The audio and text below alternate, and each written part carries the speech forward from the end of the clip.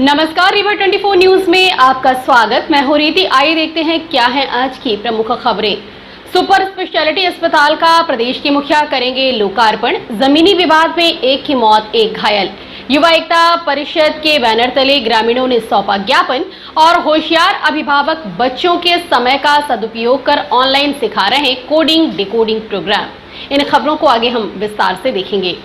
150 करोड़ की लागत से निर्मित 1200 बेड की सुपर स्पेशलिटी अस्पताल का लोकार्पण प्रदेश के मुखिया शिवराज सिंह द्वारा किया जाना है, जिसको लेकर तैयारियां पूर्ण कर ली गई हैं। रीवा जिले को संजय गांधी अस्पताल के बाद एक और अस्पताल की सौगात सुपर स्पेशलिटी अस्पताल के नाम पर मिलने जा रही है, जो कि 1200 बिस्तर की होगी।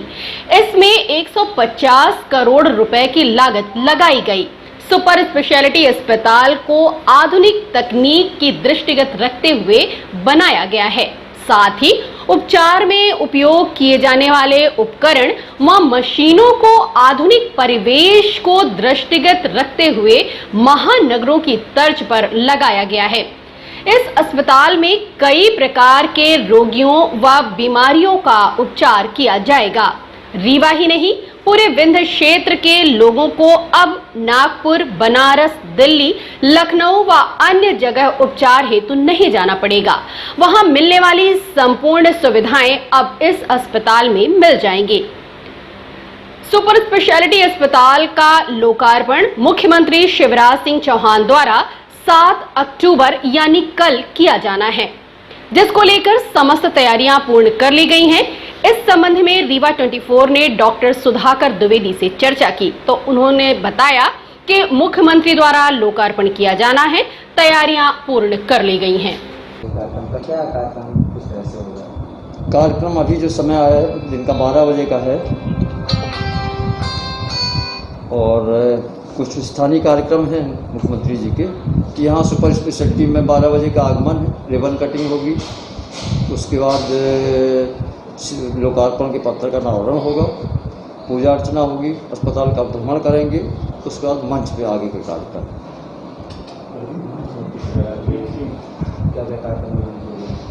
मंच में मंत्री जी का उद्बोधन रहेगा, मुख्यमंत्री जी का, चिकित्सा शिक्षा मंत्री रहेंगे, और भारत सरकार के माननीय स्वास्थ्य एवं परिवार कल्याण मंत्री।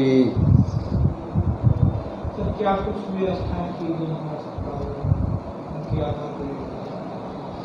अस्पताल पूर्व से ही कार्य कर रहा है, अस्पताल सभी कार्य हो रहे हैं, ऑपरेशन थिएटर चल रहा है, वार्ड चल रहे हैं, ओपीडी चल रही है, सभी मशीनरी वर्किंग है। नर्सिंग स्टाफ की भर्ती भी चली रही है, कुछ हो गई है, कुछ चल रही है। मशीन आई है कोई नहीं जी, उसके बारे में मशीन किस विभाग की? मशीनें तो सभी विभागों की स्थापित हो रही हैं। अभी सीटी स्कैन स्थापित हुआ है, आधुनिक सीटी स्कैन है 128 स्लाइस का। ESWL की मशीन है एक, जो किडनी स्टोन, यूरेटर के स्टोन के लिए रहती है, काफ़ी अत्याधुनिक मशीन है। कैथ लैब है, वो चालू हो चुकी है और प्रोग्रेस में चल रही है, स्थापना हो रही है मशीनों की। युवा एकता परिषद एवं सामाजिक कार्यकर्ता के संयुक्त तत्वावधान में ग्रामीणों की मांग को लेकर कलेक्टर के नाम ज्ञापन सौंपा है।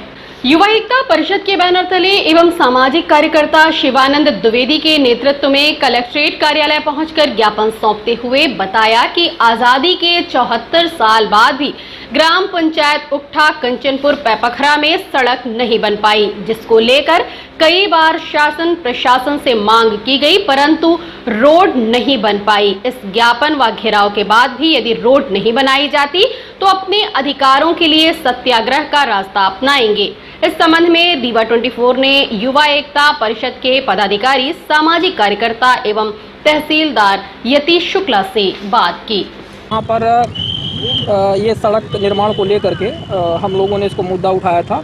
ये कंचनपुर पैपखरा गांव है और वहाँ पर स्थित बहुत दयनीय है। न केवल कंचनपुर पैपखरा बल्कि हम तो कहते हैं पूरे ग्रामीण क्षेत्रों में, लेकिन ये विशेष मांग जो है कि यहाँ की सड़क निर्माण ये करवाई जाए। ग्राम पंचायत की सड़क है और सड़क को पंचायत विभाग ध्यान नहीं दे रहा है। इसके विषय में पंचायत से लेकर के तहसीलदार, संबंधित सीईओ, जनपद पंचायत, एसडीएम सभी को सूचित किया जा चुका है। लेकिन जब ये ध्यान नहीं दे रहे हैं तो इसको लेकर के एक सूचना दी गई थी 3 अक्टूबर को यहाँ कलेक्टर महोदय को, और इसकी मांग की गई थी कि ये सड़क बनवाएं, नहीं तो हम लोग यहाँ पर घेराव करेंगे। तो आज उसी तारतम्य में हम यहाँ पर आए हुए हैं और सड़क निर्माण को लेकर के हमारी मांग है ये, क्योंकि अब आप समझ सकते हैं कि ये सड़क नहीं है गांव में तो विकास कैसे होगा। कब से सड़क नहीं बनी है? जी, सड़क कब से नहीं बनी है? सड़क तो हमें लगता है कि जब से स्वतंत्रता प्राप्ति से आज तक सड़क नहीं बनी हुई है। सड़क की उसकी स्थिति ये है कि आप घुसिए तो जिसे कहते हैं जांघ भर आपका कीचड़ में आप सन जाएं एक तरह से। तो गांव के जो लोग हैं, जैसे कोई महिला यदि डिलीवरी का केस है, कोई बच्चों को स्कूल जाना है, यदि कोई बुजुर्ग को प्रॉब्लम हो गई उसको हॉस्पिटल ले जाना है तो खाट में ले जाना पड़ता है। अब स्वतंत्रता प्राप्ति से आज तक एक मानवाधिकार का संरक्षण नहीं किया जा सका है और सीधे सीधे मानवाधिकार अधिनियम 1993 का राष्ट्रीय मानवाधिकार संरक्षण अधिनियम का उल्लंघन भी है ये, क्योंकि मूलभूत आप जानते हैं कि आवश्यकताएं हैं, सड़क है, बिजली है, पानी है, स्वास्थ्य, शिक्षा है। यदि हमारी सरकारें हमें ग्रामीणों को ये उपलब्ध नहीं करवा सकती हैं तो फिर ये सरकारें किस काम की हैं। ग्रामीण लोग आए रास्ते के हाँ, आज ये युवा एकता परिषद जिला रीवा के माध्यम से ग्राम पंचायत उखड़ा कंचनपुर है, जहाँ पर सड़क निर्माण नहीं हुआ। सड़क निर्माण के संबंध को लेकर के ज्ञापन प्रस्तुत किया गया है संगठन के द्वारा, साथ में ग्रामीण जन भी साथ में भी है। उनके संबंध में ज्ञापन कलेक्टर महोदय को दिया गया है, ज्ञापन प्राप्त कर लिया गया, द्वारा उचित माध्यम इसे समक्ष रख दिया जाएगा। मिलने की जिद लगा रहे हैं कलेक्टर साहब? नहीं, मिलने का समय नहीं लिया है उन्होंने। 2 या 1-2 प्रतिनिधि मिल सकते हैं, तो आजकल अभी तो कलेक्टर साहब भ्रमण में है, जैसे भी होगा समय लेकर के कलेक्टर साहब से मिल सकते हैं। सड़क के निर्माण के लिए हम सब ग्रामवासी आज और युवा एकता परिषद के बैनर तले आज एकत्रित हुए हैं। क्या चाहते हैं आप? जल्द से जल्द सड़क निर्माण कार्य प्रारंभ हो एवं आम जन को जो दिक्कतों का सामना करना पड़ रहा है सड़क की वजह से, वो दिक्कतें ना हो, यही मांग करने हम सब यहाँ एकत्रित हुए। क्या नाम है आपका? सूर्य प्रकाश द्विवेदी। आने वाले वर्षों में केंद्र सरकार द्वारा सीबीएसई बोर्ड द्वारा आर्टिफिशियल इंटेलिजेंस कोर्स कंपलसरी किया गया है, जिसके चलते होशियार अभिभावक अपने बच्चों की नींव मजबूत करने अभी से तैयारी शुरू कर दिए हैं। जैसा कि आपको विदित है कि कोरोना संक्रमण के चलते बच्चे स्कूल जा पाने में असमर्थ हैं। वहीं कुछ स्कूलों में ऑनलाइन क्लासेस भी चालू की गई हैं, परंतु मात्र खाना पूर्ति है। 1-2 घंटे क्लासेस लेने के बाद पूरा दिन के लिए बच्चे फ्री हो जाते हैं। उनका पूरा ध्यान खेल कूद व शैतानी करने में निकल जाता है। वहीं अभिभावक बार बार बच्चे को पढ़ाई के लिए प्रेशर करते हैं, जिससे बच्चों और अभिभावक के बीच असमंजस की स्थिति निर्मित होती है। पेरेंट्स बच्चों को बिजी रखने और पढ़ाई करने के लिए कई प्रकार के प्रयास करते हैं, जो बच्चों की रुचि न होने के चलते व्यर्थ साबित होती है।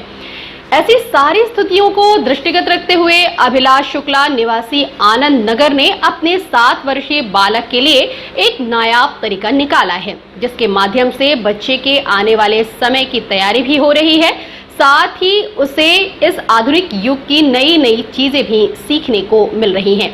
यूं कहा जा सकता है कि बच्चे के खाली समय का सदुपयोग भी हो रहा है। कैमके 12 नामक ऑनलाइन एजुकेशन कंपनी है, जो कि बच्चों का ऑनलाइन एडमिशन करके कोडिंग, डिकोडिंग, प्रोग्रामिंग समेत अन्य आधुनिक युग के प्रोग्राम सिखाती है। साथ ही बच्चे को सर्टिफिकेट भी मुहैया कराती है, जो कि बच्चे के भविष्य के लिए मददगार साबित होती है। आपको जानकर आश्चर्य होगा कि अभय शुक्ला मात्र 7 वर्ष के हैं। उसने 1 माह पूर्व ही एडमिशन लिया है और कई गेम डेवलप किए हैं, जैसे स्विमिंग, घोस्ट, डांस, स्टोरी और एनिमेशन को स्टोरी में बदलना समेत अन्य कार्य आपने किया है। अगले चरण में एप्लीकेशन डेवलप करना सीखेंगे।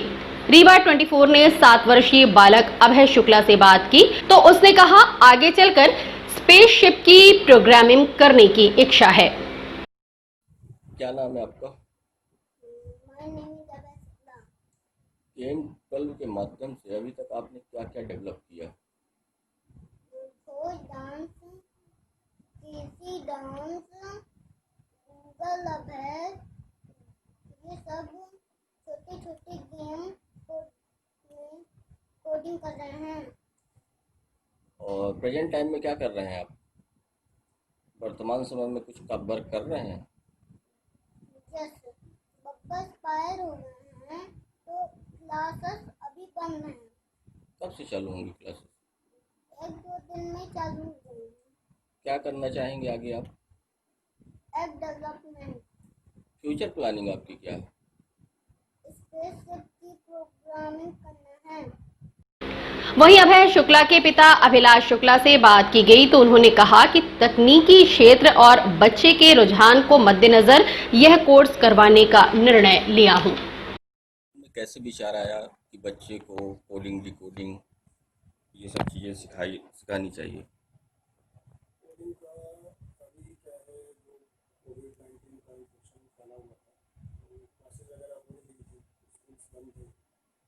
ऑनलाइन क्लासेस चालू हुई, बच्चे का है आधे घंटे क्लास किया, उसके बाद फिर पूरा टाइम फ्री। क्योंकि मैं तो टेक्निकल फील्ड से हूँ, इसलिए कुछ नई चीज़ें सीखने का हमेशा मेरा इंटरेस्ट रहा है। तो मैंने बच्चे को लेगो की किट प्रोवाइड कराई, उससे उसने रोबोटिक्स के बारे में सीखा। रोबोटिक्स से फिर धीरे धीरे कोडिंग प्रोग्रामिंग के बारे में इसको नॉलेज हुई। तो इसका इंटरेस्ट देख के फिर मुझे लगा कि शायद इसको कोडिंग में बढ़ाना चाहिए। तो मैंने ट्राई किया और इसका काफ़ी ज़्यादा इंटरेस्ट ले रहा है और बहुत सी चीज़ें सीख रहा है, काफ़ी तेज़ी से सीख रहा है।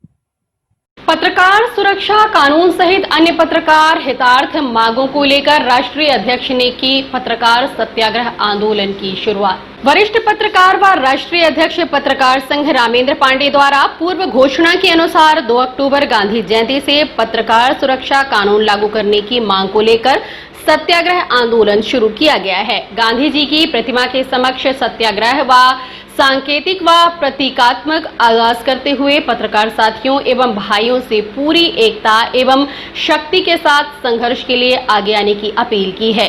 UWJU अध्यक्ष ने कहा कि सत्याग्रह का आगाज पत्रकार सुरक्षा सुनिश्चित होने के अंजाम तक लगातार जारी रहेगा। यदि इसके बाद भी शासन सचेत नहीं हुआ तो अनिश्चितकालीन सामूहिक आमरण अनशन जैसे कदम उठाए जाएंगे। कोरोना प्रोटोकॉल को मद्देनजर रखते हुए घर या कार्यालय से ही जायज मांग को लेकर सत्याग्रह आंदोलन की शुरुआत की गई थी और निरंतर इसी तरह जारी रहेगी। इस संबंध में रीवा 24 ने रामेंद्र पांडे वरिष्ठ पत्रकार से चर्चा की। ये भी पत्रकार महासंघ द्वारा राष्ट्रपिता महात्मा गांधी जी की 191वीं जयंती के शुभ अवसर पर पत्रकार सुरक्षा कानून की मांग को लेकर राष्ट्रव्यापी पत्रकार सत्याग्रह आंदोलन का औपचारिक शुभारंभ सांकेतिक प्रतीकात्मक सत्याग्रह से किया गया है। पत्रकार सुरक्षा कानून लागू करने की मांग को लेकर पूरे प्रदेश में सत्याग्रह और उसके आगे के आंदोलन घोषित होंगे, उन पर अमल होगा और जरूरत पड़ी तो आर पार की लड़ाई लड़ी जाएगी, संघर्ष होगा और इस संघर्ष को, इस आगाज को हम अंजाम तक, सफलता और विजय तक पहुंचाने तक न रुकेंगे और न विश्राम लेंगे। जमीनी विवाद को लेकर 2 पक्षों में हुआ खूनी संघर्ष, जिसमें एक की मौत हो गई, वहीं दूसरे घायल को उपचार हेतु संजय गांधी अस्पताल में भर्ती करवाया गया है। रीवा जिला के पनवार थाना क्षेत्र अंतर्गत जमीनी विवाद को लेकर 2 पक्षों में खूनी संघर्ष हुआ, जिसमें घटनास्थल पर ही एक की मौत हो गई, वहीं रजनीश मिश्रा निवासी महिलवार थाना पनवार गंभीर अवस्था में उपचार हेतु संजय गांधी अस्पताल में भर्ती करवाया गया है। घायल की सुरक्षा हेतु पुलिसकर्मियों की तैनाती की गई है। वहीं पनवार पुलिस समेत FSL की टीम घटनास्थल की गंभीरता से जांच कर रही है। इस संबंध में घायल से बात की गई, उसने क्या कहा आप खुद सुनिए। कहाँ के हैं आप? गहिलवार। ये आपको गोली कैसे लगी? ये गोली हम सो रहे थे टेम्पो में, वो आके धोखे से 4 बजे भोर में गोली चला दिया। जब मैंने देखा तो उठ के भागा, भागते पर ये दोबारा गोली, दूसरी गोली पेट पे मार दिया। जिसने मारा उसको पहचानते हैं आपको? हाँ, कौन था वो सुरेश तिवारी थे। शायद सुरेश तिवारी की मौत भी हो चुकी है वहाँ। हाँ, सुरेश तिवारी की बता रहे हैं कि मौत हो गई, हमको तो कुछ पता ही नहीं। नहीं तो उनको कौन मारा है, इसकी कोई जानकारी है इसकी? उसको जानकारी ऐसा दूसरा कोई तो नहीं मारा, जो मारे हैं तो हम ही मारे हैं वापस जाके जान बचाने के लिए। जब वो 2 गोली मार दिया तो मैं तो सोचा कि मैं ख़त्म हो जाऊंगा, पर इसको साले को क्यों छोड़ूं जब ये जान में आ गया। क्या आपका विवाद क्या था? हमारा विवाद कुछ नहीं, बारी लगाने का था, मेड़ में हो गया, वही विवाद चल रहा था। ये कब से चल रहा था? अरे 2 महीने हो गया। वाई लगाने के बाद हाँ, थाने में रिपोर्ट करवाई थी? थाने में रिपोर्ट डाला था, पुलिस ने कुछ कार्रवाई? कुछ नहीं। रजनीश मिश्रा द्वारा दिए गए बयान में बताया जा रहा है कि वह अपने बचाव में मृतक के ऊपर डंडे से हमला किया गया, लेकिन घटनास्थल पर पड़ा शव रजनीश की बात से विपरीत है। मृतक के गले में धारदार हथियार से हमला करने के निशान हैं। वहीं जिस कट्टे से हमला किया गया वह भी शव के पास पड़ा पाया गया है। फिलहाल पुलिस ने 4 आरोपियों को गिरफ्तार किया। मामले की हकीकत जांच के बाद ही स्पष्ट हो पाएगी। ST/SC मामले की शिकायत को लेकर पीड़ित पहुंचे IG ऑफिस, लगाई न्याय की गुहार। रीवा जिले के जवा थाना क्षेत्र अंतर्गत दादर टोला निवासी रनिया देवी पति संतोष कुमार चर्मकार IG ऑफिस परिजनों के साथ पहुंची और अवगत कराया कि रामगोपाल मल्लाह समेत आधा दर्जन की संख्या में मल्लाह समुदाय के लोग घर के अंदर घुसकर जाति सूचक शब्दों का प्रयोग करते हुए भद्दी भद्दी गाली दी। साथ ही घर के बाहर लगी बारी को भी तोड़ दिया और घर पर आग लगाने का प्रयास किया, जिसके चलते पीड़ित महिला ने आरोपियों के विरुद्ध SC/ST एक्ट के तहत मामला पंजीबद्ध किया गया है। इस संबंध में रीवा 24 ने पीड़ित महिला से बात की। हुई है दिनांक 30/10/2020 को सुबह है। रामगोपाल रामानुज राम सेवक सुखी नंद रामगोपाल उर्फ छोटू रमा गोविंद रामानुज सब मिल के सुबह पहले गाड़ी उत्तर दिन हम उस समय घर में औरतें बताईं, हम उस समय चले गए अपने सार को दवाई कराने चले गए थे, तो औरतें बताईं कि आए तो पहले घर में गाड़ी उत्तर दिन और फिर एक बार शाम की का कि पहले हमारे घर में कामता के घर में आए तो माने हैंड पंप का पीटिन ही ओका तोड़िन ताड़िन, एक बाद फिर संतोष घर में गए तो आगी लगाई हैं। आज संतोष घर में आगी लगाई रामगोपाल पिता राम अवतार ये आगी लगाई रहे 6-7 आदमी रहे हैं। तो ये आगी लगाई बाहर खड़े फिर कि बस सती संतलाल की औरत वो बोली कि तुम बांधे जाओगे और नहीं चाचा वाली झोपड़ी में भी आग लगा दो। अब हम क्या चाहते हैं? तो हम चाहते हैं कि इसमें हम लोगों के साथ कई बार मारपीट की गई, हमारे भाई के यहाँ डकैती डाली गई, इसलिए माने भतीज के यहाँ माने आगी लगाई गई। तो इसमें इनके ऊपर मुकदमा अपराध SC/ST एक्ट के तहत इनके ऊपर अपराध कायम किया गया। थाने घटना है? ये जवा थाने का घटना है, गांव गाढ़ा 129 दादर टोला। और अब चलने से पहले एक नजर आज की प्रमुख खबरों पर। सुपर स्पेशलिटी अस्पताल का प्रदेश के मुखिया करेंगे लोकार्पण। जमीनी विवाद में 1 की मौत, 1 घायल। युवा एकता परिषद के बैनर तले ग्रामीणों ने सौंपा ज्ञापन और होशियार अभिभावक बच्चों के समय का सदुपयोग कर ऑनलाइन सिखा रहे कोडिंग, डिकोडिंग, प्रोग्रामिंग। आज की खबरों में बस इतना ही। नई खबरों के साथ हम होंगे पुनः उपस्थित। इजाजत दीजिए रीति को। नमस्कार।